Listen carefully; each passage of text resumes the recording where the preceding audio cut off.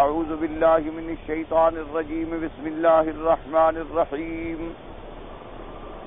إن علينا للهدى وإن لنا للآخرة والأولى فأنذرتكم نارا تلظى لا يصلاها إلا الأشقى الذي كذب وتولى وسيجنبها الأتقى الذي يؤتي ماله يتزكى وما لأحد عنده من نعمة تجزى إلا ابتغاء وجه ربه الأعلى ولسوف يرضى.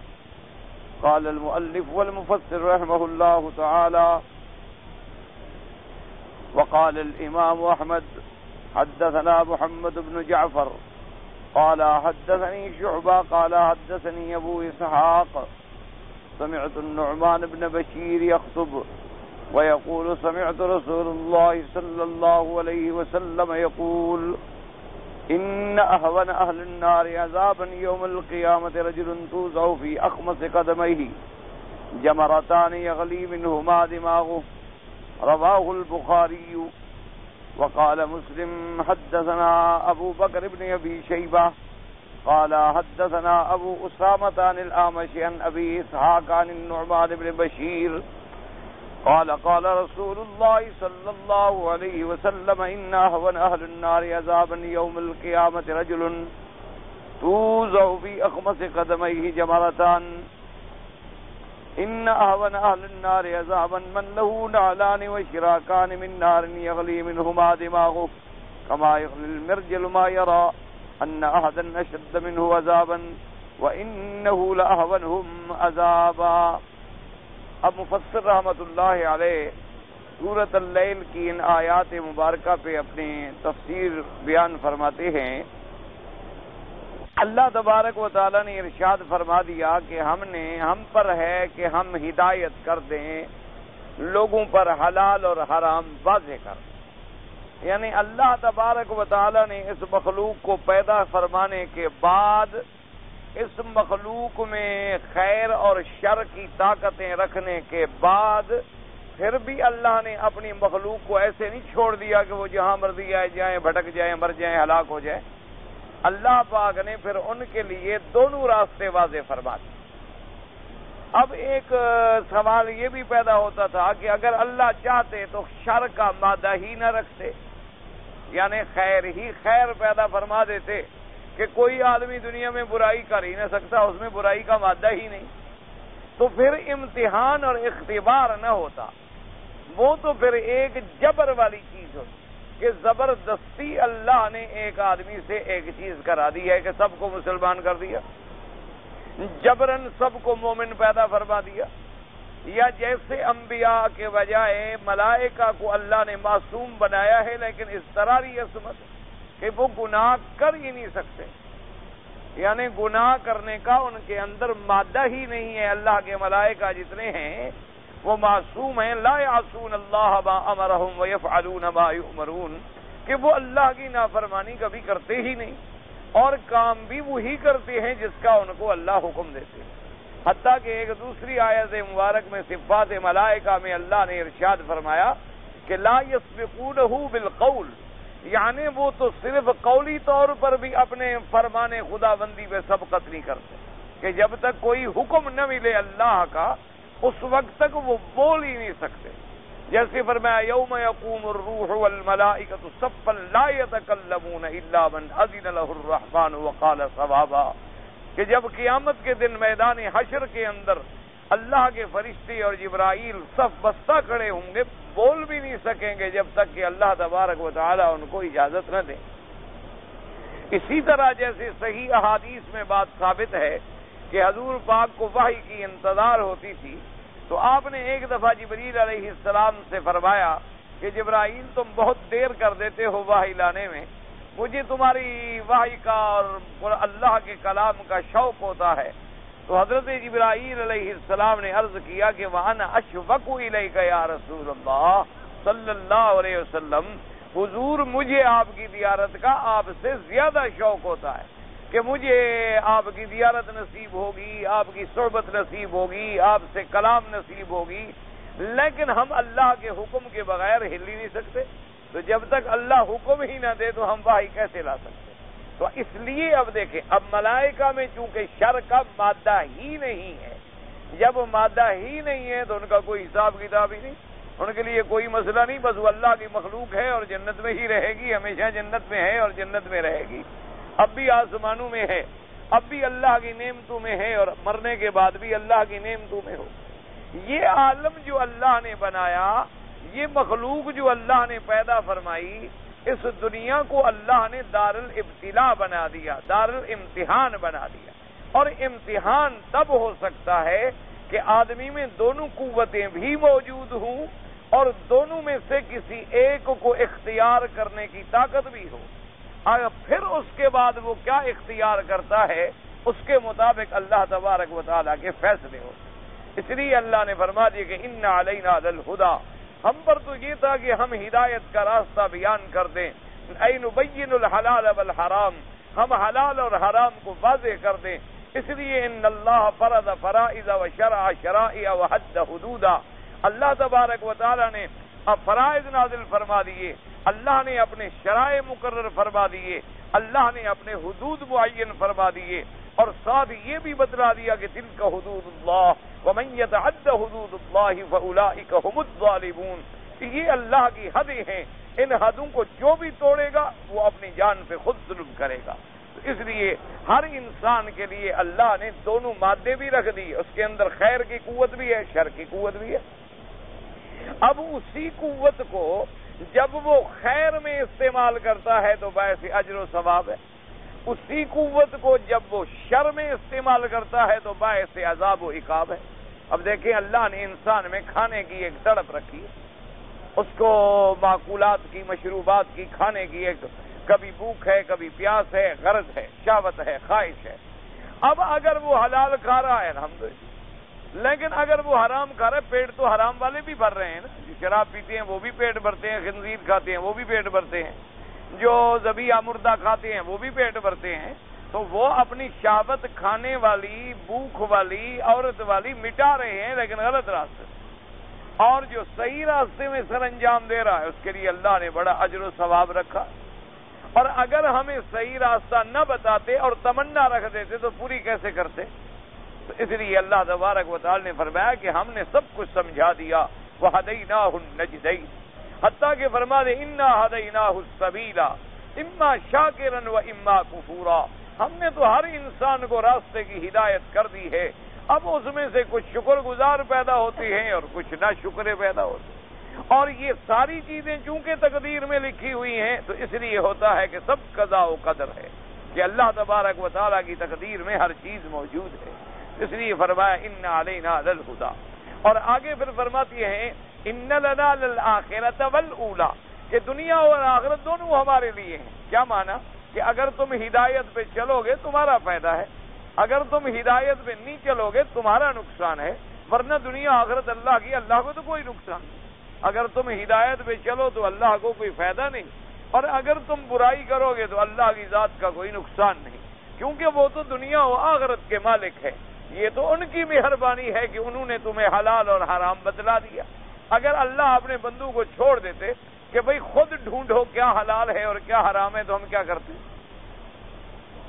اللہ تبارک و تعالیٰ بندوں کو چھوڑ دیتے کہ بھئی جانوروں میں خود فیصلہ کرو کہ کون سا جانور حلال ہے اور کون سا حرام ہے، ہم کیا کر سکتے؟ اللہ تبارک و تعالیٰ جتنے پانی پینے کی چیزیں ہیں، شربتیں ہیں، مشروبات ہیں، فرماتے بھی خود ڈھونڈو کون حلال ہے، تو ہم کیسے ڈھونڈ سکتے تھے؟ تو اللہ نے انبیاء بھیجے، اللہ نے کتابیں بھیجی، اللہ تبارک و تعالیٰ نے انبیاء علیہم الصلوات والتسلیم کے ذریعے حلال اور حرام کو واضح کر دیا، حق اور باطل کو واضح کر دیا، صدق اور کذب کو واضح کر دیا، عقائد حقہ اور عقائد باطلہ کو واضح کر دیا، اور اس کے بعد فرمایا فَأَنذَرْتُكُمْ نَارًا تَلَظَّىٰ، اور یہ بھی نہیں کہ ہم تمہیں جہنم سے نہ ڈرائیں، ہم نے تمہیں ڈرایا ہے اس آگ سے جو آگ بھڑکنے والی ہے، اس آگ سے بھی ہم نے تم کو ڈرا دیا ہے، اس جہنم سے بھی ہم نے تم کو ڈرا دیا ہے، اور جہنم کی تمام کیفیات بھی تمہیں بتلا دی ہیں، اور پھر جب جہنم اتنی شدید ہے اس سے بچنے کا راستہ بھی تم کو بتلا دیا ہے، اور اس میں گرنے کی صفتیں بھی تم کو بتلا دی ہیں کہ تاکہ تم راستہ ہدایت کا اختیار کرو اور برائی سے بچو۔ اس لیے فرماتی ہیں کہ امام احمد رحمۃ اللہ علیہ نے ایک حدیث مبارک نقل فرمائی ہے کہ حضرت نعمان ابن بشیر رضی اللہ تعالی عنہ صحابی ہیں میرے آقا حضرت محمد الرسول اللہ کے صلی اللہ علیہ وعلا آلہ واصحابہ وسلم تسلیما کثیرا کثیرا، اللہ کے کروڑوں صلاۃ و سلام ہوں آپ کی ذات مبارک پر۔ وہ ایک دن خطبہ دے رہے تھے تو خطبے کے اندر فرمایا یقول سمعت رسول اللہ صلی اللہ علیہ وسلم، انہوں نے کہا کہ میں نے حضور پاک سے سنا ہے کہ قیامت والے دن احون العذاب یوم القیامہ، قیامت والے دن جو کم سے کم عذاب والا آدمی ہے اس کے پاؤں کے نیچے فی اخمص قدمیہ، اخمص کہتی ہیں پاؤں کے نیچے کا جو تلوا ہوتا ہے اس کو کہا جاتا ہے اخمص، اس کے نیچے جمرتان آگ کے جہنم کے دو شعلے رکھے جائیں گے، یغلی منہا دماغہ، اس کا دماغ جو ہے بھیجا اوپر پگھل رہا ہوگا اس جہنم کی آگ سے، یعنی گویا یہ تو کم سے کم عذاب ہے، احون یہ تو وہ عذاب ہے جو کم سے کم ہے اور زیادہ کیا ہوگا۔ اسی طریقے سے ایک دوسری سند سے بھی امام احمد رحمۃ اللہ علیہ نے روایت نقل فرمائی ہے کہ حضرت النعمان ابن بشیر انہ کان یخطب ویقول سمعت رسول اللہ صلی اللہ علیہ وسلم، حضرت النعمان ابن بشیر نے فرمایا کہ میں نے حضور پاک سے سنا ہے کہ ان احون اہل النار عذابا، کہ قیامت والے دن جو کم سے کم عذاب والا آدمی ہوگا من لہو نعلان و شراکان من نار، کہ جس کے دونوں جوتے اور جوتے کے اوپر جو تسمے باندھے جاتے ہیں وہ جہنم کے ہوں گے، اور ان کے پہنے کا نتیجہ کیا ہوگا کہ یغلی منہا دماغو، اس کے دماغ کا بھیجا جو ہے وہ ابل رہا ہوگا اس گرمی سے، یعنی جو پاؤں سے پہنچے گی اس کے دماغ تک۔ اور فرماتی ہیں کہ کما یغلی المرجل، کہ جیسے تم دیکھتے ہو کہ کبھی دیگچے کو آگ پہ چڑھا دو تو دیگچے میں پانی کھولتا ہے، اسی طرح اس کا دماغ جو ہے وہ جہنم کی اس آگ سے ابل رہا ہوگا۔ اور فرماتی ہیں کہ ان احدا اشد منہ عذابا ما یرى ان احدا اشد منہ عذابا وانه لاحونهم عذابا، یعنی جس کو یہ ہوگا وہ یہ سمجھے گا کہ بھئی مجھ سے زیادہ سخت عذاب کسی کو نہیں ہو رہا ہوگا، کیونکہ اس سے بڑا، حالانکہ فرمایا کہ یہ تو سب سے کم درجے کا عذاب ہوگا اور عذاب تو اس سے بھی بڑے بڑے ہوں۔ اس لیے ہمیشہ حضور نے فرمایا کہ عذاب جہنم سے پناہ مانگا کرو، عذاب جہنم سے اور فتنہ قبر سے اور فتنہ محشر سے پناہ مانگا کرو، کیونکہ اللہ تبارک و تعالیٰ کی ذات جو ہے، اللہ کی صفات ہیں، جہاں اس کی صفات جمال ہیں وہاں اس کی صفات جلال ہیں۔ وہ چاہیں تو ہمیں ایک چھوٹی سی غلطی میں پکڑ لیں اور چاہیں تو ہماری بڑی بڑی غلطیاں بھی معاف فرما دیں، ورنہ اسی لیے حدیث پاک میں آتا ہے، حضور نے فرمایا کہ مجھے دکھایا گیا کہ ایک عورت کو جہنم کا عذاب ہو رہا ہے، اور اس وجہ سے ہو رہا ہے کہ اس نے ایک بلی کو پالا تھا، اس بلی کو باندھ کے رسی سے گھر میں رکھ دیا، نہ تو خود اس کو کھلایا پلایا اور نہ اس کو رسی نکالی کے باہر جا کے خود کھا پی لے، پر میں اس بلی کی وجہ سے اللہ نے اس کو عذاب جہنم میں مبتلا کر دیا کہ تم اگر میری ایک جانور مخلوق پر رحم نہیں کرو گی تو میں تم پر بھی رحم نہیں کروں گا۔ اس لیے حدیث مبارک میں آتا ہے کہ من رحم رحم، کہ جو آدمی زمین پہ رحم کرتا ہے اللہ آسمان سے اس پر رحم فرماتے۔ اس لیے حکم ہے کہ کمزور پر، ضعیف پر، بچوں پر، اسی طرح جانوروں پر، یا ایسی چیزیں جو ایذا دینے والی نہ ہوں، کیونکہ جو جانور ایذا دینے والے ہیں ان کا شریعت میں مار دینا جائز ہے، جیسے موذی جانور ہیں، مچھر ہے، مکھی ہے، گندے جانور ہیں، بچھو ہے، سانپ ہے اور حشرات ہیں جن سے بندے کو نقصان پہنچنے کا خطرہ ہے، ان کے مارنے میں شریعت نے اجازت عطا فرما دی ہے کہ تم ان کو ہلاک کر سکتے ہو تاکہ اللہ کے بندوں کو تکلیف کا ذریعہ نہ بنے۔ لیکن ان کے علاوہ اگر بعض جانور ایسے ہیں، جیسے بعض لوگ بکریاں شوق سے پالتے ہیں، گائے پالتے ہیں، بھینسیں پالتے ہیں، گھوڑے پالتے ہیں، بعض لوگ اور چیزیں بھی رکھ لیتے ہیں گھروں کے اندر، پھر ان کی نگرانی نہ کرے، وقت پر کھانا نہ دے، وقت پر پانی نہ دے، ان کی ضروریات پوری نہ کرے، تو یہ بھی جہنم میں جانے کا ذریعہ بن سکتا۔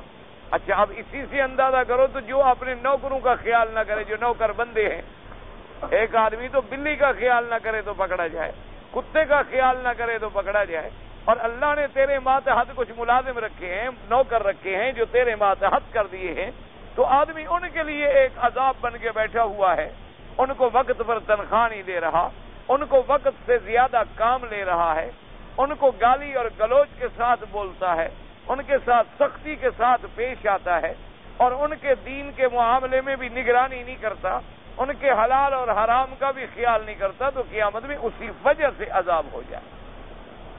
اسی لیے حدیث مبارک میں آتا ہے، حضور نے فرمایا کہ قیامت میں ایسا بھی ہوگا کہ بعض آدمی جو ہیں وہ اپنی بیوی کی وجہ سے جہنم میں چلے جائیں۔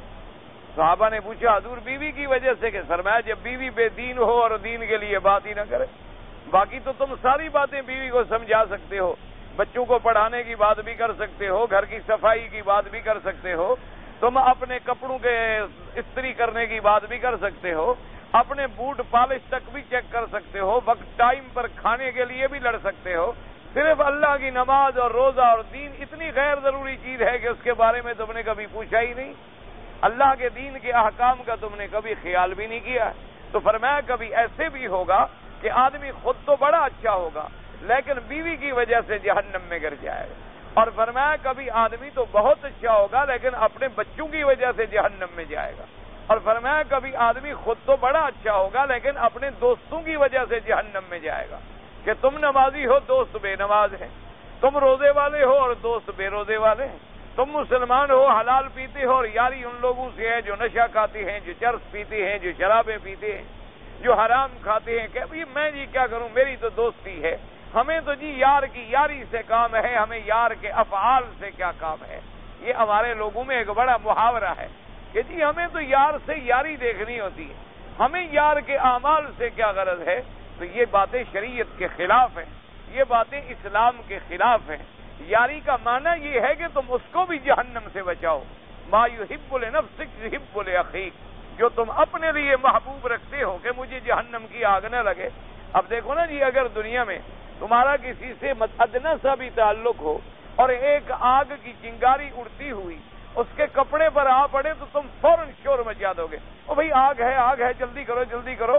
وہ غافل ہوگا، جا کے آگ کو جھٹکو گے، حتیٰ کہ اگر ضرورت پڑے پانی اوپر ڈال دو گے، کہ کیا ہو خدا کے بندے تم جل رہے تھے، میں نے تمہیں جلانے سے بچایا ہے۔ اللہ نے فرمایا دنیا کی آگ کی چنگاری سے بچا رہے ہو اور جہنم سے نہیں بچا رہے ہو۔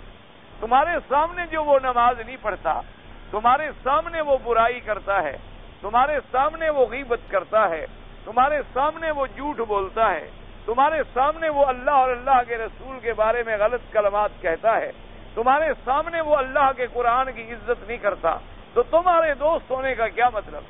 اس لیے ایک حدیث مبارک میں آتا ہے کہ ایک انسان ہے بڑا صالح، ایک حدیث مبارک میں آیا کہ بڑا صالح، بڑا عابد اور بڑا زاہد جس نے 80 سال عبادت میں زندگی گزاری اور ایک لمحے کے لیے بھی کبھی اللہ کے ذکر سے غافل نہیں ہوا۔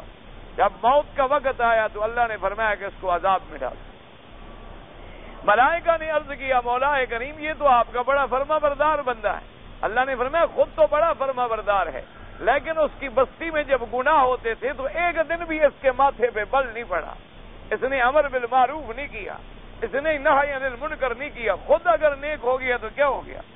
اس کی ذمہ داری تھی کہ اگر اس کی بستی کے اندر، اور اسی طرح ایک حدیث مبارک میں ہے کہ اگر تمہارے محلے میں، اگر تمہاری بستی میں، اگر تمہارے گھر میں، اگر تمہارے علاقے میں کوئی گناہ ہو رہا ہے اور حضور نے فرمایا تمہارے اندر طاقت ہے کہ اس کو روک سکتے ہو اور پھر تم نے نہیں روکا، یوشک ان یعمہم اللہ بعقاب، فرمایا قریب ہے اور میں ڈرتا ہوں کہ اللہ ان سب بستی والوں پر عذاب ڈال دے اور وہ آدمی بھی عذاب میں چلا جائے گا جس نے منع نہیں کیا۔ اسی طرح ایک حدیث مبارک میں آیا کہ ایک آدمی ہے، اس کے ساتھی بڑے گناہگار ہیں، اس کے ساتھی جو ہیں بڑے فاسق فاجر ہیں، لیکن ان میں رہتے ہوئے وہ خود نماز بھی پڑھتا ہے، روزہ بھی رکھتا ہے اور انہیں بھی امر بالمعروف کرتا ہے، انہیں بھی نہی عن المنکر کہ یہ برا کام ہے یار، یہ کام نہ کرو، یہ گناہ ہے، عذاب کا کام ہے، روکتا رہتا ہے۔ تو اللہ تبارک و تعالی نے فرمایا کہ باوجود ان کے اندر رہنے کے اللہ ان میں سے اس کو شمار نہیں کرے، ان کو شمار نہیں کرے۔ اسی طرح حدیث مبارک میں ہے کہ اگر تیرے دوست ہیں وہ شرابی ہیں، مثلاً وہ شراب پیتے ہیں اپنے گھر میں، تم ان کے ساتھ نہیں شریک ہوتے ہو، لیکن ہیں تمہارے دوست، تو اللہ نے حدیث میں آتا ہے خدا حکم دیں گے فرشتے کو اس کو بھی ان کے ساتھ لکھ دو۔ فرشتے کہیں گے مولا ان نے تو کبھی شراب نہیں پیا، فرمائیں گے انہوں نے نہیں پیا، اس کے دوست پیتے تھے، ان کو اس نے منع بھی تو کبھی نہیں کیا۔ تو گویا ان کے اس فعل بد پر یہ راضی تھا۔ تو کسی گناہ پہ راضی ہونا جو ہے اللہ معاف فرمائے، کفر پہ راضی ہونا جو ہے کفر ہے، اسی طرح گناہ پہ راضی ہونا جو ہے بہت بڑا گناہ ہے۔ تو فرمایا قیامت والے دن وہ تو یہ سمجھے گا کہ مجھے سخت عذاب ہو رہا ہے، ما یری احد اشد عذابا منہ یوم القیامہ وانہ لاہونہم عذابا۔ حضور نے فرمایا وہ تو یہ سمجھے گا کہ یہ شدید ترین عذاب ہے قیامت کا، حالانکہ وہ سب سے کم درجے کا عذاب ہوگا۔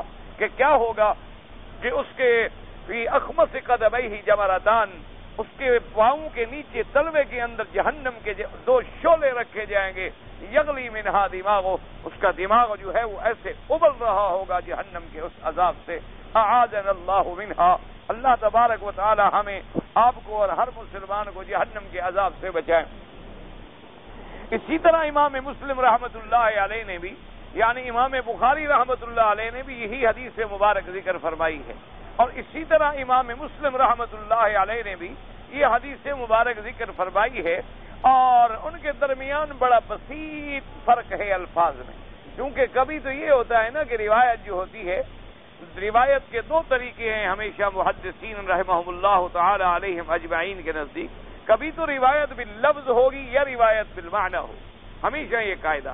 روایت باللفظ میں تو اتنی احتیاط ہوتی ہے کہ آدمی بعین ہی وہی الفاظ نقل کرے جو فرمائے ہیں محمد الرسول اللہ صلی اللہ علیہ وعلی آلہ واصحابہ وسلم تسلیما کثیرا۔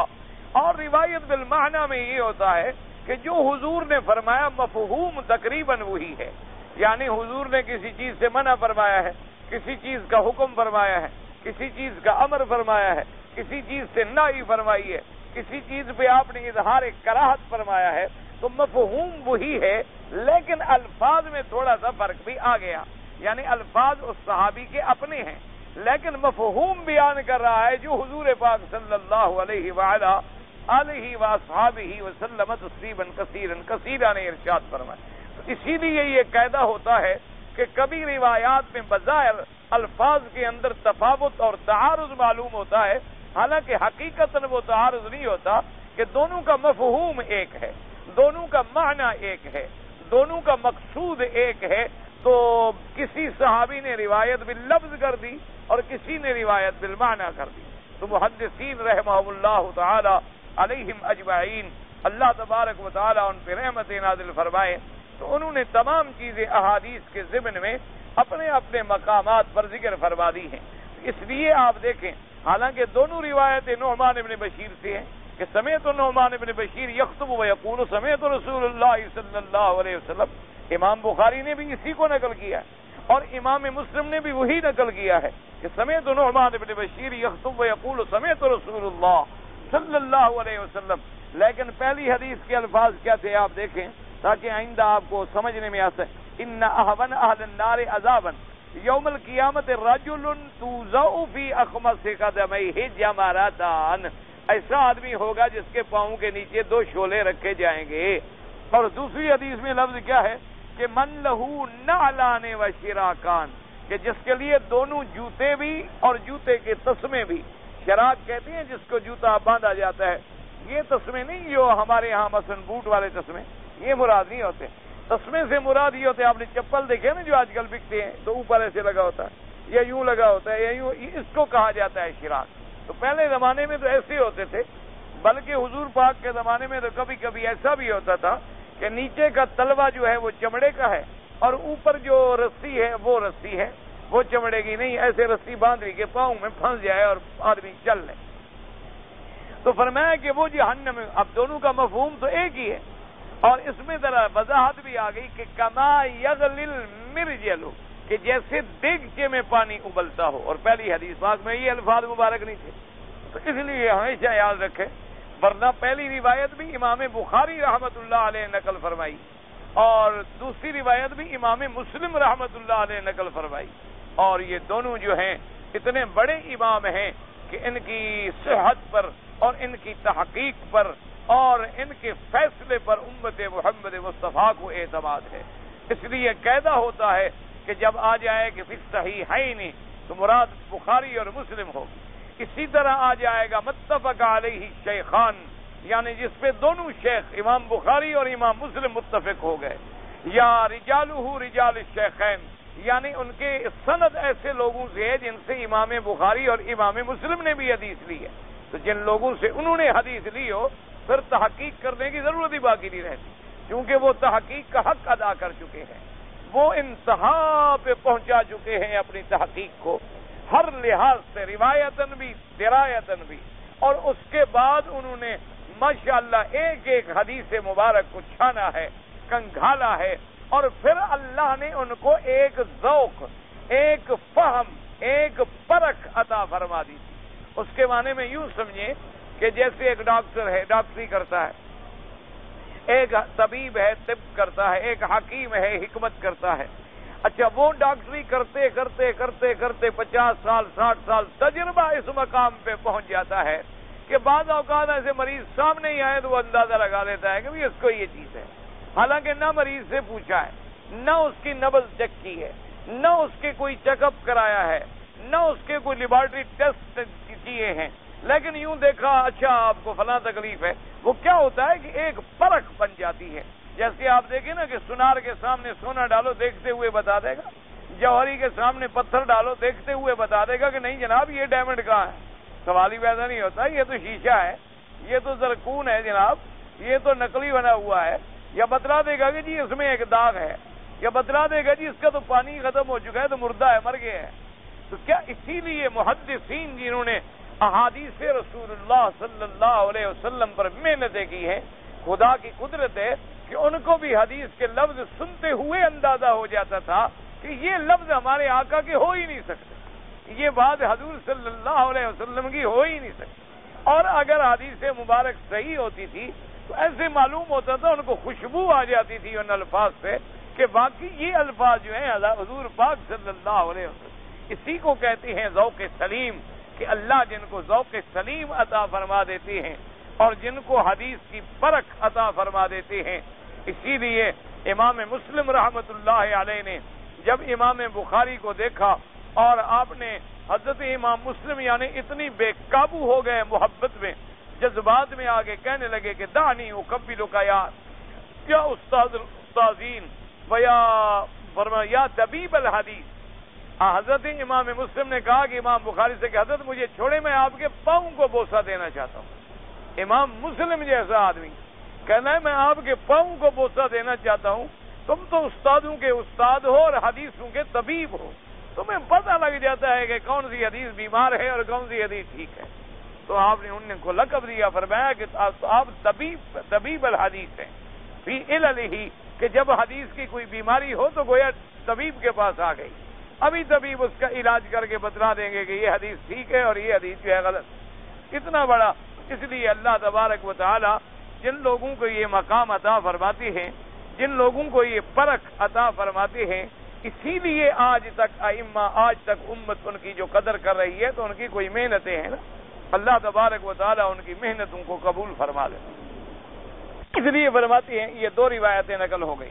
اب فرماتے ہیں وقولہ تبارک و تعالی، فرمایا کہ اس جہنم میں جس جہنم کا اتنا بڑا سخت عذاب ہے، لا یصلاھا الا الاشقى ای لا يدخلها دخولا یحیط به من جمیع جوانبه. اب دیکھیں مفسر اسی میں اشارہ کر رہا ہے، اپنی تفسیر میں اشارہ کر رہا ہے کہ نیند داخل ہوگا اس جہنم میں، ایسا داخل ہونا کہ جہنم اس کو ہر طرف سے گھیر کے اندر رکھ لے، مگر کافر. اشارہ کر دیا کہ بھئی وہ مومن اگر کبھی داخل بھی ہوا الحمدللہ، کیا اگر مسلمان کبھی داخل بھی ہوا تو بعض بطور سزا کہ اپنے گناہوں کی تھوڑی بہت سزا بھگت لے اور جب اللہ چاہیں گے اس کو نکال دیں. لیکن کہتے ہیں کہ ایسا دخولاً یحیط بہ من جمیع جوانبہ، یعنی ایسا داخل ہونا کہ آگ اس کو ہر طرف سے ڈھانپ لے، یہ کافر کے لیے ہوگا، مسلمان کے لیے نہیں ہوگا۔ اللہ تبارک و تعالی یعنی یوں سمجھ لیں، بعض علماء نے ایک اچھی تشبیہ دی ہے بیان کرنے کے لیے۔ انہوں نے کہا دیکھو نا کہ سونار کو جب سونا دیتے ہو اس کو بھی تو آگ میں ڈالتا ہے، تو آگ میں کیوں ڈالتا ہے؟ ذرا دیکھنے کے لیے کہ اس میں گند کتنا ہے، کھوٹ کتنا ہے اور خالص کتنا ہے۔ اگر کسی مسلمان کو جہنم میں ڈالا بھی گیا تو بس اسی لیے کہ ذرا گناہ شنا ختم ہو جائے، پاک ہو جائے، تاکہ جنت میں جانے کے قابل ہو جائے اور لائق ہو جائے اور صاف ہو جائے۔ اور ایک ہوتا ہے کہ آپ لکڑی کو آگ میں ڈالتے ہیں کہ جلتے جلتے کولا بن جائے، تو وہ بھی تو ڈالی جاتی ہے۔ اور ایک چیز کو آپ آگ میں ڈالتے ہیں کہ ذرا گرم ہونے کے بعد فیصلہ ہو جائے کہ اس میں گند کتنی تھا اور خالص چیز کتنی تھی۔ اسی لیے جیسے علماء نے فرمایا کہ اب دیکھو کہ ایک کپڑا ہوتا ہے، اور بعض علماء نے بڑی اچھی تشبیہ دی ہے۔ انہوں نے کہا خدا کے بندے دیکھو، تم کپڑا پہنتے ہو، تمہارے کپڑے کو پیشاب کا قطرہ لگ گیا، تمہارے کپڑے کو گندگی لگ گئی، تمہارے کپڑے میلے ہو گئے، تم وہ کپڑے علیحدہ پھینکتے ہو دور، کہتے ہیں چھوڑ چھوڑ چھوڑ، بچے اگر ہاتھ لگائیں کہتے ہاتھ نہ لگانا، گندے کپڑے ہیں، گندے ہیں، گندے گندے، ان کو ہاتھ مت لگانا، خیال کرنا، دور پھینک دیتے، پھر علیحدہ اس کی گٹھڑی باندھ کے اور دور پھینکتے ہو کہیں مجھے بو بھی نہ آئے، اور پھر دھوبی کو دیتے ہو، دھوبی لے جاتا ہے، اس کو جناب آگ پہ چڑھاتا ہے، پانی میں کھولتے ہوئے گرم پانیوں میں ڈالتا ہے، اس کے اندر پھر پاؤڈر ڈال کے صفائیاں کر رہا ہے، اور کبھی دیہات ہو تو اس کپڑے کو لے کے پھٹے پہ مار رہا ہے، زور لگ جائے، اتنی سزا دیتے ہو، اور میرے گناہ کرو میں تمہیں کچھ نہ کہوں۔ تمہارے کپڑے کو معمولی سی گندگی لگ گئی، تمہارے کپڑے کو پیشاب کا کبھی تم اس کو پھینکتے ہو، کبھی دور کرتے ہو، کبھی دھوبیوں کو دیتے ہو، کبھی آگ کے گرم پانی میں ڈلواتے، اور پھر بھی ٹھیک نہیں ہوتے تو کلوریکس کا اوپر تیزاب پھینکواتے ہو، پھر بھی ٹھیک نہیں ہوتا تو پھر پھٹے پہ اسے مرواتے ہو۔ فرمایا ایک کپڑے کو پاک کرنے کے لیے تم کتنی محنت کر رہے ہو، اگر تم سے گناہ ہو جائے تو میں نے بھی تو بندے کو پاک کرنا ہے، اس لیے اس کے لیے بھی اگر عذاب ہوگا تو اس کو پاک کرنے کے لیے ہوگا۔ اسی لیے حدیث پاک میں آتا ہے کہ اگر مسلمان گناہگار کو جہنم میں ڈالا گیا تو حدیث میں لفظ ہیں کہ جب وہ پاک ہو جائے گا، جب وہ صاف ہو جائے گا، اذا نقوا وطہروا، جب وہ پاک کر لیا جائے گا تو اس کو جہنم سے نکالا جائے گا، اور پھر اللہ اس کو جنت کے نہروں میں حکم دیں گے کہ غسل کرو۔ جنت کے نہروں میں جب غسل کرے گا تو سب نشان مٹ گئے، اور 14ویں کی چاند کی طرح چہرہ روشن ہو گیا، اور جناب اللہ فرمائیں گے اب عزت کے ساتھ جنت میں جائے، کوئی یہ نہ دیکھے کہ جہنم کا عذاب بھگت کے آ رہا۔ اللہ تبارک و تعالیٰ تو اتنے کریم ہیں اپنے بندوں پر، اس لیے حدیث پاک میں بھی آیا، اس لیے مفسر نے فرمایا کہ اے لا یدخلھا دخولا یحیط بہ، ایسا دخول نہیں ہوگا اس کا کہ اس کو ہر طرف سے آگ ہمیشہ کے لیے ڈھانپ لینا۔ ثم فسرہ فقال، اللہ پاک نے فرمایا کہ اشقا وہ بدبخت ہے کون؟ فرمایا الذی کذب وتولی، الذی کذب بقلبہ، یعنی دل سے بھی تکذیب کی، وتولی ای عن العمل بجوارحہ وارکانہ، فرمایا کہ کذب تصدیق، چونکہ تصدیق دل کا کام ہے نا، کہ تصدیق کرے یا تکذیب کرے، اور جی میرا دل ہی نہیں مانتا، مجھے تو جھوٹا لگتا ہے۔ آپ کہتے ہیں نا کسی آدمی کے بارے میں پوچھا جائے کہ جی فلاں آدمی کیسا ہے، ہم کہتے ہیں جی مجھے تو جھوٹا لگتا ہے، میرا تو دل نہیں مانتا، چونکہ یہ تصدیق جو ہے یہ دل کا نام ہے۔ اور کذب دل سے تکذیب کی، وتولی تولا کا معنی اعراض کیا کہ منہ پھیر کے چل دیا اللہ کے نبی سے، اللہ کے قرآن سے، اللہ کے احکام سے، تو اسی لیے تصدیق جو ہوتا ہے اس کا تعلق دل سے ہوتا ہے۔ اللہ تبارک و تعالیٰ کے رحمت فرمائے، مفسر فرماتی ہیں لا یصلاھا الا الاشقی، نہیں داخل ہوگا ہمیشہ کے لیے اس میں مگر جو بڑا بدبخت ہے، اور بڑا بدبخت کون ہے؟ الذی کذب وتولی، الذی کذب بقلبہ وتولی عن العمل بارکانہ وجوارحہ، کہ جس نے دل سے تکذیب کی اور اعراض کیا، یعنی اپنے جوارح سے، اپنے ہاتھوں اور پاؤں سے اطاعت نہ کی۔ قال الامام احمد حدثنا موسیٰ بن حسن بن موسیٰ قال حدثنا ابن عیاء قال حدثنا عبداللہ بن سعید المقبری عن ابی ہریرہ رضی اللہ تعالی عنہ قال قال رسول اللہ صلی اللہ علیہ وسلم لا يدخل النار الا شقی، قیل فمن الشقی؟ قال الذي لا يعمل بالطاعة ولا يترك الا معصية۔ اس حدیث سے پاک میں آتا ہے حضرت سیدنا ابی ہریرہ رضی اللہ تعالیٰ عنہ فرماتی ہیں کہ حضور پاک نے فرمایا کہ لا يدخل النار الا شقی، نہیں داخل ہوگا جہنم میں مگر بدبخت۔ کیوں؟ اچھے بخت والا جہنم میں کیوں جائے گا؟ اچھے بخت والے تو وہ ہوں گے، اما الذین سعدوا ففی الجنہ، جو اچھے بخت والے لوگ ہوں گے وہ جنت کے اندر ہوں گے، اما الذین شقوا ففی النار، فرمایا جو بدبخت ہوں گے وہ جہنم کے اندر ہوں گے۔ میرے آقا نے فرمایا لا يدخل النار الا شقی، کہ جہنم میں داخل نہیں ہوگا مگر بدبخت۔ صحابہ نے پوچھا ومن الشقی یا رسول اللہ صلی اللہ علیہ وسلم، کہ شقی کس کو کہتی ہیں؟ حضور نے فرمایا لا يعمل بطاعت للہ، کہ جو اللہ کی اطاعت میں عمل نہ کرے، ولا يترک معصیۃ للہ، اور جتنی نافرمانی ہے اس کو نہ چھوڑے، کہ جب دیکھو نافرمانی، جب دیکھو نافرمانی، جب دیکھو نافرمانی۔ قرآن کا بھی منکر ہے، انبیاء کا بھی منکر ہے، رسولوں کا بھی منکر ہے، آخرت کا بھی منکر ہے، اسلام کا بھی منکر ہے، اعمال صالحہ کا بھی منکر ہے۔ تو فرمایا یہ شقی ہوتا ہے اور یہ بدبخت ہوتا ہے۔ اسی لیے آیا نا کہ شقی یا سعید، اما الذین شقوا ففی النار لهم فیہا زفیر وشہیق، اور اسی طرح سے اما الذین سعدوا ففی الجنہ، کہ جو لوگ بخت والے ہوں گے، جن کے حظ اور نصیب میں اللہ نے اپنی رحمت سے، اللہ نے اپنے فضل سے، اپنے کرم سے فیصلہ فرما دیا ہوگا، وہ اصحاب جنت ہوں گے۔ اللہ تبارک و تعالی سے دعا کریں کہ اللہ ہمیں سعداء میں بنائے اور اشقیاء میں نہ بنائے۔ اللہ تبارک و تعالی ہمیں دنیا میں بھی سعداء کی صحبت نصیب کرے، دنیا میں بھی سعداء کا تعلق نصیب کرے، اور آخرت میں بھی اللہ تبارک و تعالی ہمیں ان کے ساتھ اٹھائے۔ اس لیے فرماتے ہیں وقال الامام احمد رحمہ اللہ تعالی حدثنا یونس وشریح قال حدثنا فلان ہلال بن علی عن عطاء بن یسار عن ابی ہریرہ رضی اللہ تعالی عنہ قال قال رسول اللہ صلی اللہ علیہ وسلم کل امتی تدخل الجنت یوم القیامت الا من ابا۔ اس حدیث مبارک میں حضرت امام احمد رحمۃ اللہ علیہ نے سند سے روایت کی ہے حضرت ابی ہریرہ سے رضی اللہ تعالیٰ عنہ سے۔ حضرت ابی ہریرہ فرماتے ہیں حضور پاک نے فرمایا کل امتی تدخل الجنت یوم القیامت الا من ابا، قیامت والے دن میری امت جو ہے وہ جنت میں داخل ہوگی مگر وہ جس نے انکار کیا، جس نے انکار۔ قالوا ومن یابا یا رسول اللہ، صحابہ نے پوچھا کہ حضور کون ہے جو انکار کرے، اس سے کیا مراد ہے؟ آپ نے فرمایا قال من اطاعنی دخل الجنت ومن عصانی فقد ابا، فرواہ البخاری عن محمد بن سنان عن فلیح به۔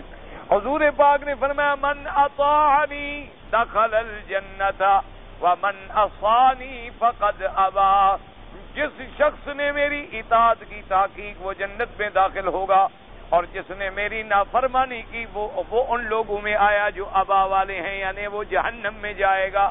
اس لیے حضور پاک صلی اللہ علیہ وعلی آلہ واصحابہ وسلم نے فرما دیا کہ جو شخص حضور کی اطاعت کرے گا، حضور کے فرامین پہ عمل کرے گا، حضور کے احکام پہ چلے گا، حضور نے جو درس دیا ہے عقائد کا، عبادات کا، معاملات کا، یہ نہیں ہوتا کہ ایک چیز میں اطاعت کرے اور ایک میں مخالفت کرتا رہے۔ ایک چیز میں ہاں ایک ہے انسان ہے، کمزور ہے، ضعیف ہے، اپنی طرف سے وہ بیچارہ نہیں چاہتا کہ میں نافرمان بنوں، لیکن کبھی کبھی گناہ ہو گیا، غلطی ہو گئی، نافرمانی ہو گئی، تو اس کا بھی انسان کو اللہ نے علاج بتلا دیا کہ توبہ کرو۔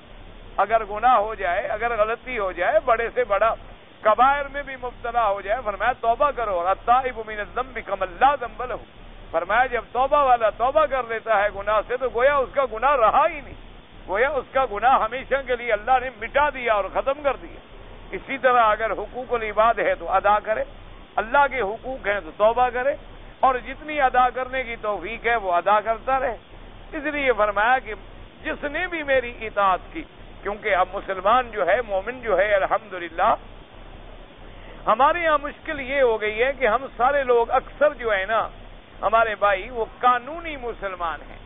قانونی مسلمان کا مطلب ہوتا ہے کہ پاسپورٹ میں بھی مسلم لکھا ہوا ہے اور ان کے رجسٹریشن کارڈ پر بھی مسلم لکھا ہوا ہے۔ ان سے کوئی پوچھے بھی تم کون ہو تو کہہ دیتے ہیں مسلمان ہے۔ اچھا بھی تم کیسے مسلمان ہو؟ نے کہا ختنہ بھی کرایا ہوا ہے، کلمہ بھی پڑھتے ہیں، اور کیا چاہیے؟ یہ دو چیزیں تھوڑی ہیں۔ بس اسلام ہمارا پکا ہو گیا کہ ایک ہم زبان سے کلمہ پڑھاتے ہیں، دوسرا ختنہ کراتے ہیں۔ انہوں نے یہی سمجھ رکھا ہے کہ بھئی اسلام اسی کا نام ہے. اس سے زیادہ اگر کبھی وہ نماز پڑھ لیں تو اللہ پہ احسان جتلاتے ہیں اور باقاعدہ فوٹو لگتے ہیں کہ آج فلاں صاحب نے نماز پڑھی. اگر عمرہ کر لیں سبحان اللہ پھر تو سمجھے وہ اللہ سے مل گئے, آسمان پہ پہنچ گئے. اور اگر حج نصیب ہو جائے تو کیا کہنے ہیں, پھر تو جناب خود خضر بن گئے. یہ جو ہے نا یہ سب سے بڑی ہمارے یہاں غلطی ہے, کیونکہ معاشرہ جو ایسا بن گیا ہے اب لاکھوں آدمی کلمہ پڑھنے والے ہیں اور نمازی 10 ہیں. محلے کی آبادی 10,000 ہے, مسجدیں 10 بنی ہوئی ہیں, نماز پڑھنے میں 100 آدمی بھی نہیں آتے.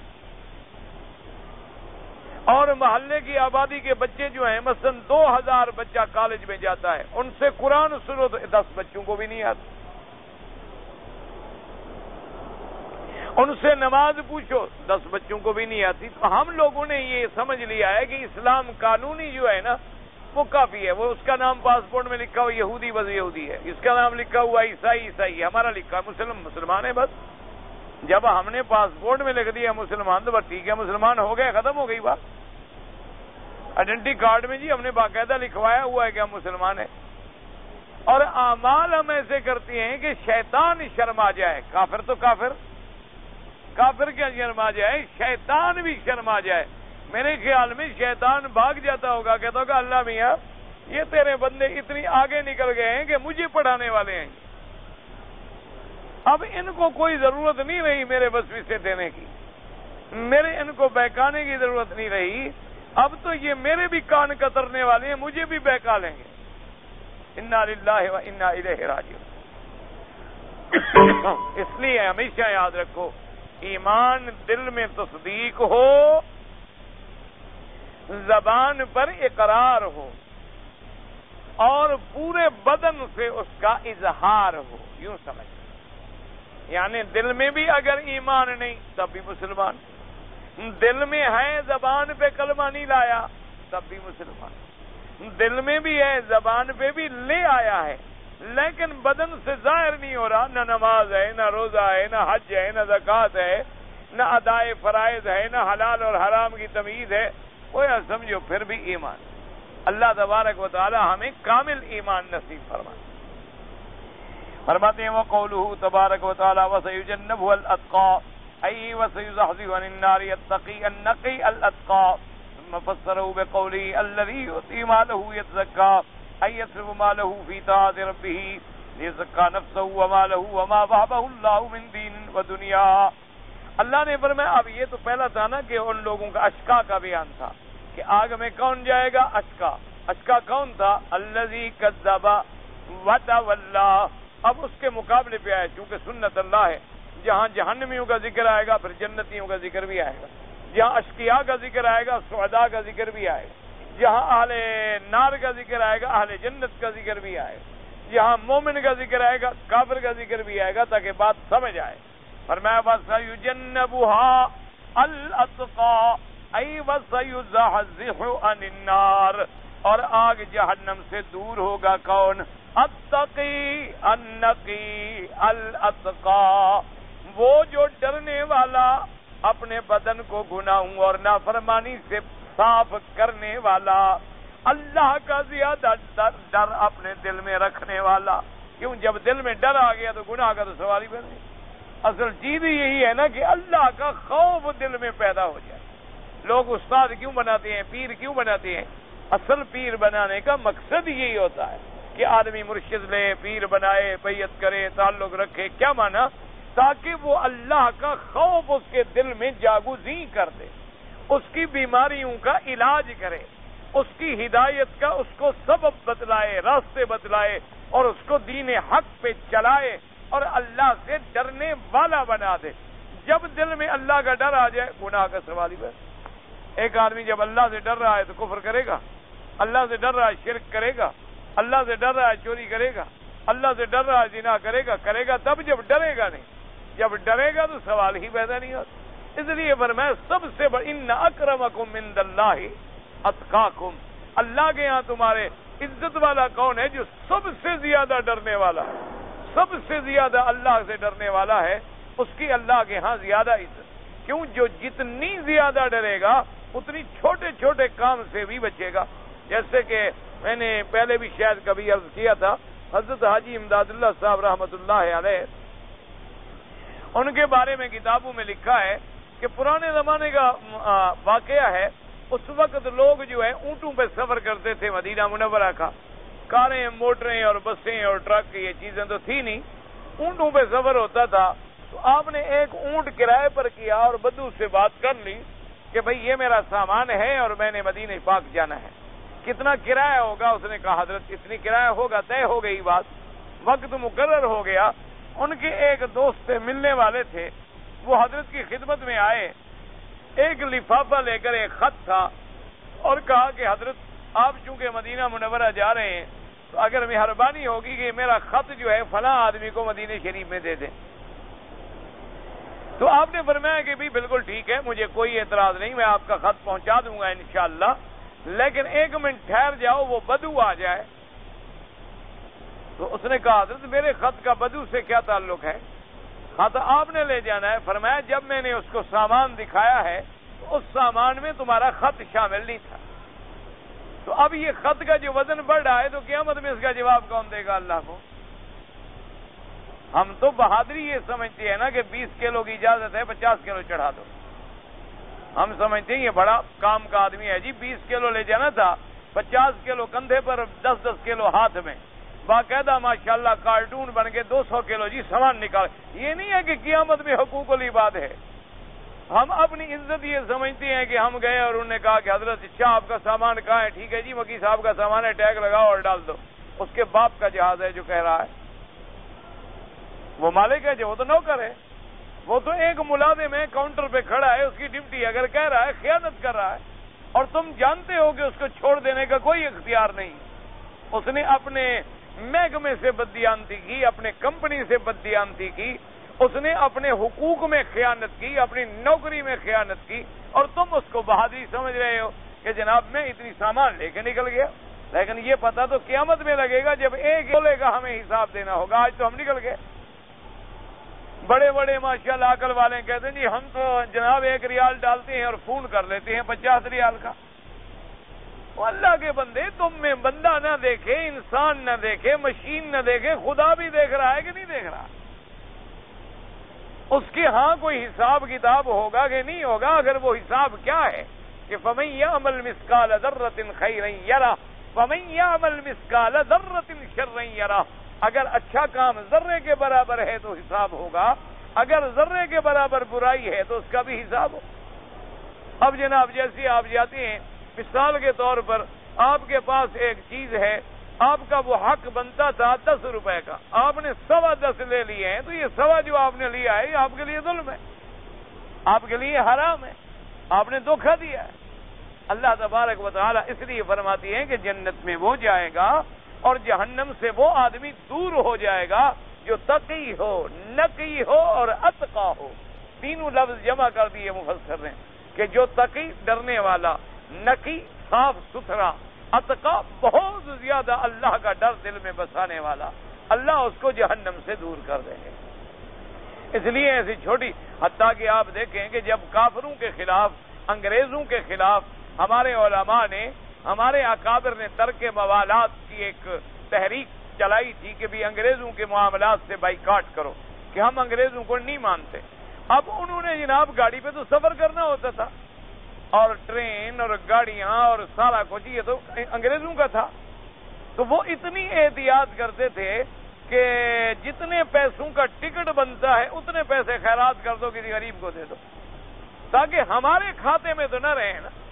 اور ٹکٹ نہیں لیا، ٹکٹ نہیں لیتے بھی، ہم نے تو ان کو ماننا نہیں ہے، لیکن اتنا جو نقصان کر رہے ہیں تو کسی نہ کسی طرح ادا ہو جائے.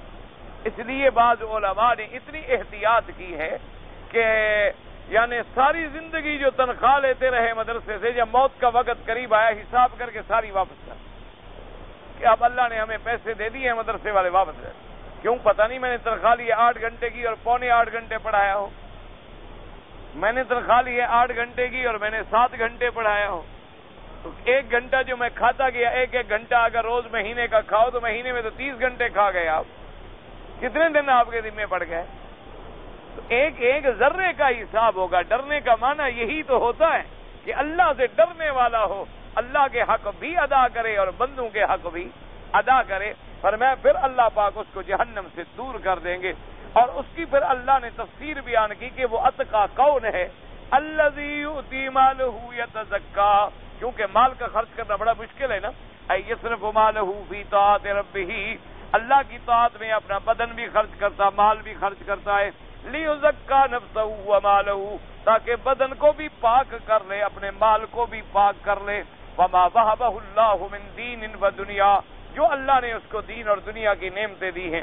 کیونکہ قاعدہ ہوتا ہے آدمی بدل لگا دیتا ہے. آپ کو کہیں نا بھی نماز پڑھنے یار 4 رکعت ذرا نفل پڑھ لو گے, آپ کو کہیں کہ 10 ریال خیرات کر رہی ہے, ذرا مشکل ہوتا ہے. لیکن جو آدمی اپنے مال کو بھی اللہ کے راستے میں لگا رہا ہے, لازمی بات ہے کہ وہ اپنے بدن کو بھی اللہ کے راستے میں لگائے گا, تاکہ میرا مال بھی پاک ہو جائے اور میرا نفس جو ہے وہ بھی پاک ہو جائے. یعنی اتنی احتیاط ہوتی تھی. اللہ تبارک و تعالی رحمت فرمائے ہمارے استاد سے ماشاءاللہ, وہ مدرسے کے قلم سے خط لکھ رہے ہیں اور خط ختم ہو گیا.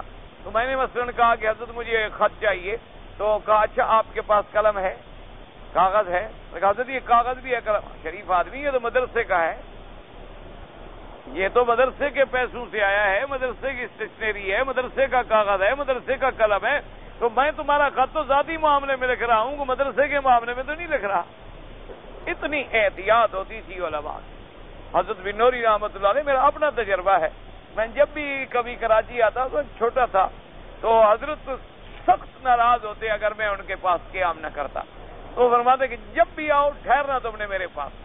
تو اب ہم ڈر کے مارے کیا کرتے تھے کہ بھی وہاں اٹیچی کیس بھی رکھ دیا, سامان بھی وہیں رکھ دیا, اور حضرت کو بھی کہہ دیا حضرت ہم آپ کے پاس ٹھہرے ہوئے ہیں, اور پھر بھاگ گئے دوستوں کے پاس ادھر ادھر. اپنے کام شام کر کے 2-3 دن کے بعد پھر کسی وقت حضرت کو نماز کے بعد مل لیا, تو پھر حضرت پھر ناراض ہو جاتے, تم نے کھانا نہیں کھایا. میں کہا حضرت کام ہوتا ہے تو دیر ہو جاتی. اچھا پھر کھانا مدرسے سے لیا, مدرسے سے کھانا منگوا لیتا کبھی کبھی کہ حضرت ناراض نہ ہوں, اور ساتھی آ جاتے کھانا منگوا لیتے اور کھلا دیتے ان کو. تو جب میں جانے لگتا تو حضرت بلاتے اپنے مسجد, کبھی کتنے دن کھانا کھایا ہے؟ انہوں نے کہا جی 4 دن کا. کہا میری تنخواہ سے کاٹ لیں, یہ میرے مہمان ہیں, مدرسے کے مہمان نہیں. جب میرے مہمان ہیں تو کھانے کا پیسے میں نے دینے ہیں, مدرسے نے تو ان کو دعوت نہیں دی تھی, نہ مدرسے کا انہوں نے کوئی کام کیا ہے کہ مدرسے کا کھائیں. یعنی اندازہ کرو تقوی کا. اور آج تو جناب پورے کے پورے زکاتیں ہضم ہیں اور صدقات ہضم ہیں, اور نہ حلال کا پتہ ہے اور نہ حرام کا پتہ ہے. آج تو بڑا اسی کو کہتے ہیں جو بہت زیادہ کھانے والا, وہ بڑا ہوتا ہے. اللہ تبارک و تعالیٰ سے دعا کرو اللہ ہمیں بچائے, اللہ اپنی رحمت سے بچائے, ورنہ ہم بندے ہیں, ہماری کیا طاقت ہے کہ ہم بچ سکیں. تو اللہ پاک آپ کو بھی اور مجھے بھی حرام سے بچائے اور حلال کی توفیق دے. ایک عورت کو ایام آئے حیض کے, لیکن جو اس کے دن مقرر ہیں اس سے بعد بھی خون آ رہا ہے, تو یہ قاعدہ ہوتا ہے کہ بھئی بعض جگہ پانی بدل جانے سے, فضا بدل جانے سے, ہوا بدل جانے سے ایام میں گڑبڑ ہو جاتی. اور کبھی اور بیچاری وہ گولیاں کھاتی ہیں تاکہ ان دنوں میں مجھے حیض نہ آئے اور میں پاک رہوں, ان سے اور زیادہ گڑبڑ ہو جاتی ہے ماشاءاللہ. تو پہلے 5 دن آتا تھا, پھر 20 دن آتا رہتا ہے. گولی کا فائدہ یہ ہوتا. تو بہرحال اس کا مسئلہ یہ ہے, علماء نے لکھا ہے کہ وہ اپنی عادت پوری کر لے بس. اور امام ابو حنیفہ رحمۃ اللہ علیہ فرماتے ہیں کہ زیادہ سے زیادہ 10 دن تک وہ سمجھے کہ مجھے حیض ہے. 10 دن کے بعد چاہے خون آتا رہے وہ غسل کرے, نماز پڑھے, طواف کرے, ہر شے کرے احتیاط کے ساتھ. یہ نہیں کہ کوئی چیز کرے, وہ بیماری شمار ہوگی, پھر حیض شمار نہیں ہوگی. کہتے ہیں جی ہمارے ملک میں تو سید بہت زیادہ ہیں, اور یہاں مکہ مکرمہ اور مدینہ منورہ میں تم جانتے ہو کہ یہاں نہیں ہیں, یہاں بھی بہت زیادہ ہے ماشاءاللہ. مدینہ منورہ میں بھی سید ہیں, مکہ مکرمہ میں بھی سید ہیں, لیکن ہمارے یہاں چونکہ بھیک مانگتے ہیں, پیر بنتے ہیں, نظر زیادہ آتے ہیں. یہاں اللہ سے مانگنے والے ہیں, تمہیں نظر کیوں آئیں؟ نہ کبھی تمہارے پاس وہ بھیک مانگنے آئیں گے, نہ تم سے کوئی بوہل لینے آئیں گے, نہ نظر نیاز, نہ چڑھاوے پہ آئیں گے. اس لیے تمہیں نظر نہیں آتے, ورنہ الحمدللہ یہاں بہت سید ہیں, مدینہ منورہ میں بہت سید ہیں. اور حضور صلی اللہ علیہ وسلم کی اولاد پورے دنیا میں موجود ہے، ہر ملک میں الحمدللہ موجود ہے، گو وہ اولاد حضرت فاطمہ کے بطن سے ہے، کیونکہ حضور صلی اللہ علیہ وسلم کا کوئی بیٹا یعنی زندہ نہیں رہا، آپ کے تمام بیٹوں کی وفات ہو گئی، پھر اللہ نے آپ کی بیٹیوں کو اولاد دی، اولاد کی اولاد، اولاد کی اولاد، اولاد کی اولاد جو ہے وہ آگے چلی، لہذا الحمدللہ مکے میں بھی ہیں، مدینہ میں بھی ہیں، ہر جگہ ہیں، لیکن فرق یہی ہے کہ یہاں اللہ سے مانگنے والے ہیں، وہاں تم سے مانگنے والے ہیں، جو تم سے مانگے وہ نظر آئے گا، جو اللہ سے مانگے وہ کیسے نظر آئے، ورنہ ہر جگہ ہے الحمدللہ، فکر نہ کرو تو۔ اگر کوئی آدمی اپنے پاس تصویر رکھتا ہے کوئی ایسی بات نہیں، حضور پاک نے تو ہمیشہ انگلیوں پہ پڑھا ہے، یہ بات یاد رکھیں، سبحان اللہ سبحان اللہ سبحان اللہ سبحان اللہ سبحان اللہ الحمدللہ الحمدللہ اللہ اکبر انگلیوں پہ پڑھا ہے، تاکہ ایک ایک پور ایک ایک جوڑ قیامت میں گواہی۔ اور بعض لوگوں نے سمجھا ہے کہ جیسے ہم مثلا گاڑی پہ چڑھ کے نماز پہ آ جائیں، یا جیسے ہم نے سپیکر رکھ لیا اور آواز تاکہ لوگوں کی نماز ٹھیک ہو جائے، اس لیے کہ بھی اس کے ذریعے اگر ہمیں ذکر یاد آ جاتا ہے ہم کچھ نہ کچھ پڑھ لیتے ہیں، تو انہوں نے کہا کوئی ایسی بات نہیں۔ بعض صحابہ رضوان اللہ علیہ مجمعین سے یہ آتا ہے کہ ان کے پاس ایک ضعیف حدیث ہے کہ گٹھلیاں تھیں، بعض میں آتا ہے دھاگا تھا، اس پہ انہوں نے گرہ لگا دی تھی، ایسی باتیں بھی ملتی ہیں۔ بہرحال افضل اعلیٰ اولا یہ ہے کہ آدمی انگلیوں پہ پڑھے اور بغیر حساب کے پڑھتا رہے، اللہ تبارک و تعالیٰ اس کو زیادہ سے زیادہ اجر عطا فرمائیں۔ اور اگر کوئی لوگ رکھتے ہیں تصویر تو کوئی ایسی لڑائی جھگڑے والی بات نہیں ہے، بہر صورت سنت وہی ہے کہ انگلیوں پہ پڑھیں۔ بچوں کو پیدا کرنے سے روکنا حرام ہے یا حلال؟ قرآن کہتا ہے لا تقتلوا اولادکم، حرام ہے، سیدھی بات ہے۔ ایسے بھی لوگ ہیں جو بچے بند نہیں کرتے، ان کے بچوں کی تعداد 12-13 ہو جاتے، تمہیں کیا تکلیف ہے؟ جس اللہ نے ان کو پیدا کیا ہے رزق وہ دے گا، تم دو گے۔ اگر ایک بچہ ایک منہ لے کے آتا ہے تو 2 ہاتھ نہیں لے کے آتا، تو جب 13 آدمی نوکری کریں گے وہ کتنا فائدہ پہنچائیں گے؟ جب تمہارا ایک ہوگا تو ایک کمائے گا، اس کے 13 ہوں گے انشاءاللہ تو 13 کمائیں گے، تم تو کوئی ذمہ دار نہیں ہو رزق کے۔ اللہ نے اسی لیے تو فرما دیا کہ لا تقتلوا اولادکم خشیۃ املاق، لوگوں کو بھوک کی وجہ سے قتل نہ کرو، نحن نرزقہم وایاکم، ہم ان کو رزق دیتے ہیں، تم تو رزق نہیں دیتے ہو۔ اس لیے یہ تو حضور کے دشمن ہیں۔ حضور نے فرمایا کہ انی مکاثر بکم الامم، فرمایا میں قیامت میں فخر کروں گا کہ میری امت زیادہ ہو، اس لیے فرمایا ایسی عورتوں سے شادی کرو جو زیادہ اولاد پیدا کرتی ہے۔ یہ بالکل اسلام کے خلاف ہے، شریعت کے خلاف ہے۔ آپ کافروں کی باتوں میں اور ایسے دنیا کی باتوں میں آتی ہے، تو قرآن کا مسئلہ ہے کہ لا تقتلوا اولادکم، اگر مسلمان ہو تو قرآن کے بعد کوئی بات رہ گئی بات؟ اگر اللہ تبارک آج تک تم ان کافروں پہ تو لعنت بھیجتے ہو جو بچیوں کو زندہ درگور کر دیتے تھے، اور تم پیٹ میں ہی مار رہے ہو، پیدا ہونے سے پہلے ہی ان کو مارے، ان میں اور تم میں کیا فرق ہے؟ اللہ تبارک و تعالی ہر مسلمان کو بچائے، اللہ تبارک و تعالی ایسے عذاب ڈال دے۔ ان اللہ هو الرزاق ذو القوۃ المتین، کہتا ہے جی ہم عمرے پہ آئے ہوئے ہیں، اب مکے میں رہتے ہوئے ہم تنعیم سے عمرہ کریں یا طواف زیادہ کریں؟ بھئی طواف زیادہ کریں، کیونکہ طواف جو ہے اس عمرے سے افضل ہے۔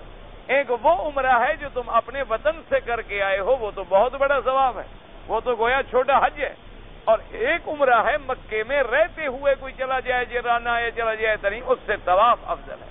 تم کثرت سے طواف کیا کرو، طواف میں زیادہ ثواب ہے، اور ویسے بھی کامن سینس ہے کہ جتنی دیر تم عمرے کے لیے کعبے سے باہر نکلو گے، باہر نکلنے سے اندر رہنا زیادہ بہتر ہے، اتنی دیر جو ہے تم طواف کے اندر صرف کرو، اللہ کی عبادت کے اندر صرف کرو۔ حالت احرام میں عورت کے لیے چہرہ نہیں چھپانا چاہیے، یعنی چہرہ کھلا رکھے، لیکن اگر مرد آ جائیں تو پھر اس کو کپڑا ڈالنا ہوگا تاکہ پردہ بھی قائم رہے۔ اگر مرد نہ ہوں، مثلا اکیلی موٹر میں بیٹھی ہے، خیمے میں بیٹھی ہے، گھر میں بیٹھی ہے اور کوئی آدمی نہیں ہے قریب میں، تو چہرے پہ کپڑا نہیں رکھے۔ اور بعض علماء نے کہا اس کا ایک طریقہ یہ بھی ہوتا ہے کہ ایسے انداز میں لٹکا لیا جائے کہ چہرے کو نہ لگے، لیکن بہتر یہی ہے کہ لوگ نہ ہوں کپڑا ہٹا لے، لوگ آئیں پردہ ڈال لے۔ جیسے بی بی عائشہ فرماتی ہیں کہ جب ہم عمرے پہ آتے تھے، حج پہ آتے تھے، جب آدمی قریب آ جاتے سدلنا علی وجوہنا، ہم پردہ ڈال لیتے تھے اپنے چہروں پر، اور جب لوگ دور ہو جاتے رفعنا عن وجوہنا، ہم چہرے سے پردہ ہٹا لیتے۔ لاٹری کا ٹکٹ اور انعامی بانڈز جو ہیں وہ بالکل خالص حرام ہیں، جوا ہے۔ جوا اسی کا نام تو ہوتا ہے نا کہ میں نے 10 ریال کا پتہ پھینکا اور 1000 مل گیا، یہی تو جوا ہے۔ اور جوا کیا ہوتا ہے کہ ایک آدمی کو 10 پہ لاکھ مل گئے اور 1000 آدمی کا گھر برباد ہو گیا۔ لاٹری والوں کا تو گھر پورا ہو گیا نا۔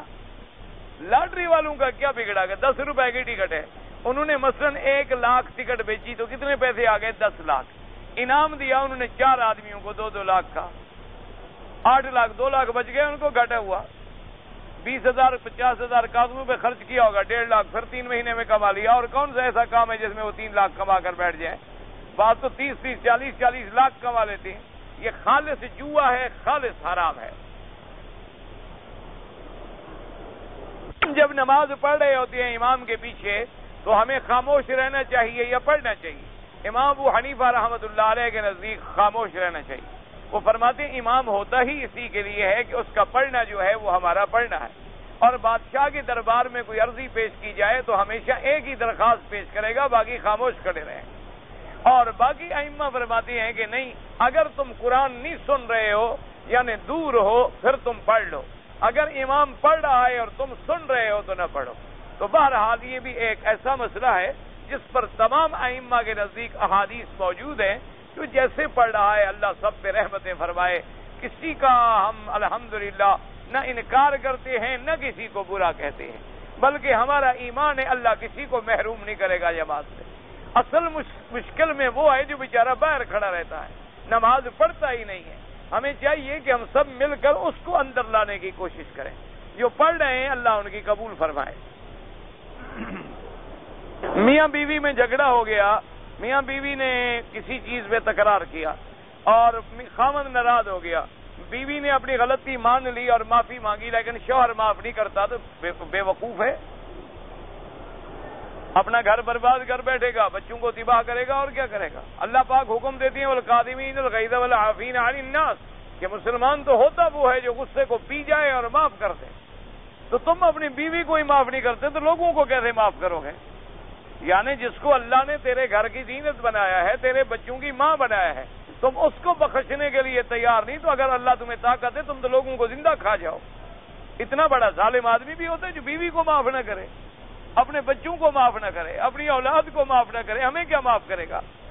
اس لیے فوراً معاف کر دینا چاہیے۔ معاف کر فصلح خیر، حضور نے فرمایا دونوں کی مصالحت جو ہے اسی میں خیر ہے، اسی کے اندر بہتری ہے۔ اور 3 دن سے زیادہ جھگڑا رکھو گے تو تم گناہگار ہو، بیوی پر تو کوئی گناہ نہیں، وہ تو تمہیں منا رہی ہے کہ بھی میری غلطی ہو گئی مجھے معاف کر دو۔